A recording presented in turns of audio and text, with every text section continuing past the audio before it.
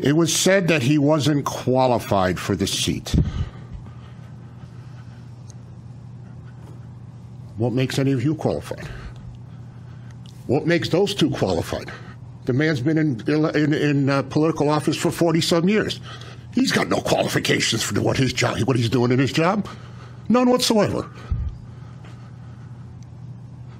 The seat was held by a Republican. That was the people's choice in District 1.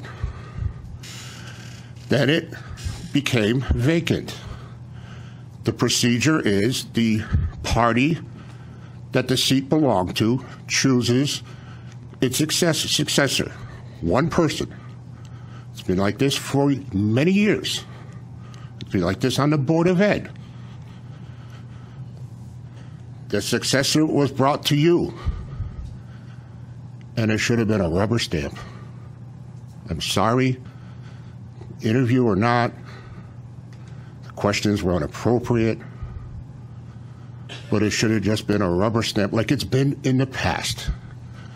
Mr. Mayor, you know that twice. We had a councilor over here that was rubber stamped in. It was a rubber stamp because you have to go by the people of the district who voted Republican. And then it's the job of the Republican committee to choose its successor. One person's always brought up, not three, never been three. Said that before.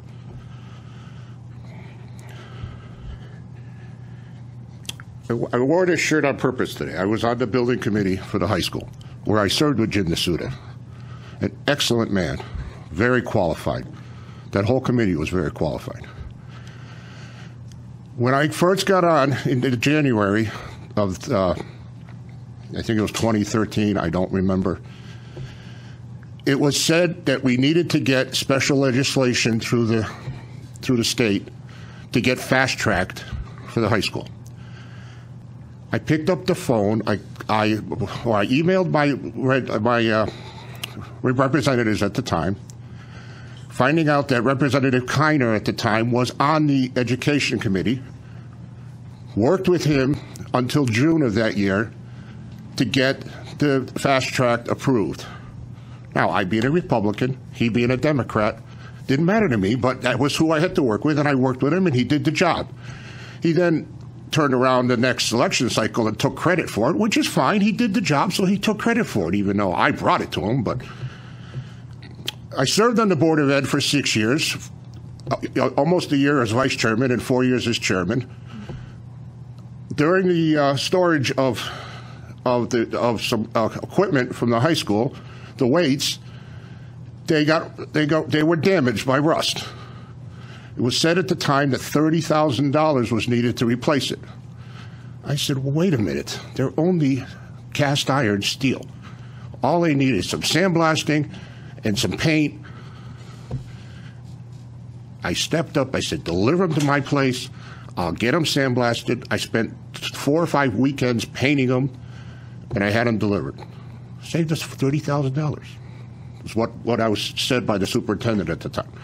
I didn't do it for acknowledgement. I'm just saying it now, and I did it because I had to do it. It had to be done. So now it's your turn to do it. Vote Jim Nasuda as District 1. Period. Thank you. Oh, and one more thing. I apologize to the Register of Voters.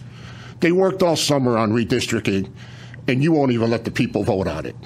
That's shame. That's very shameful. And I wish they were still here, but if they're watching, I apologize for the residents of the town that you worked all summer to redistrict, and it was only a few minor changes, but transparency.